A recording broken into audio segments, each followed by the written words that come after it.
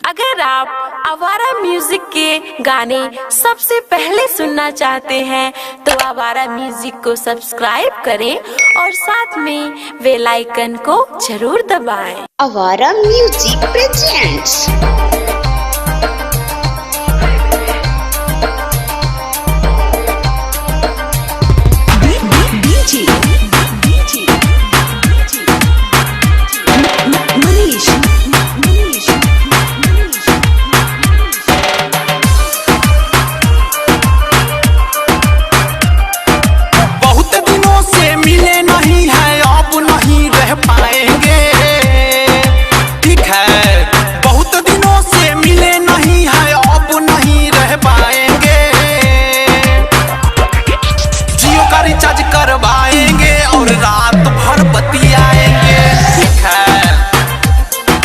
जियो का रिचार्ज करवाएंगे और रात भर बतियाएंगे, ठीक है। चोरी छुपे प्यार कहीं दिल बेकरार कहीं, ठीक है। चोरी छुपे प्यार कहीं दिल बेकरार कहीं, मिलन मोचन मिले खातिर आपस में करार कहीं, ठीक है। 12 बजे रात के मिले के प्लान रहा, जान गेलस भाई ओकर गदा गदा मार पड़ल, ठीक है।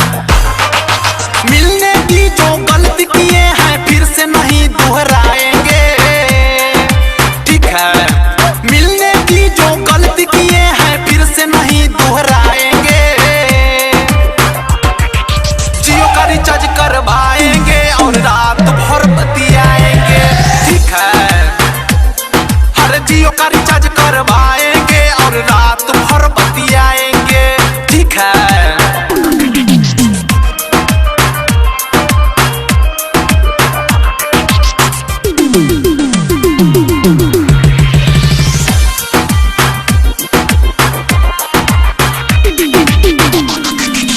भाई ओकर गांव के बड़का रंगदार बा, ठीक है। भाई ओकर गांव के बड़का रंगदार बा, दुआरा पर 4 गो रखले चौकीदार बा, ठीक है। घर बस निकले के एको ना उपाय बा, खा ली जहर लगे इहे मोर दवाई बा, ठीक है। सोच सोच के हुए हैं पागल, कैसे हम जी पाएंगे, ठीक है। सोच सोच के हुए हैं पागल, कैसे हम जी पाएंगे।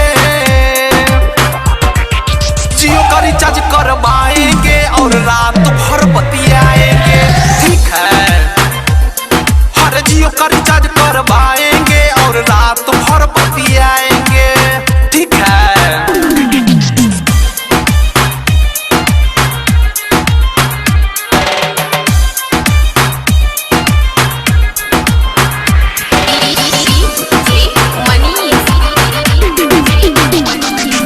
जहिया से अलग भैनी दिल हमर टूट गई, ठीक है।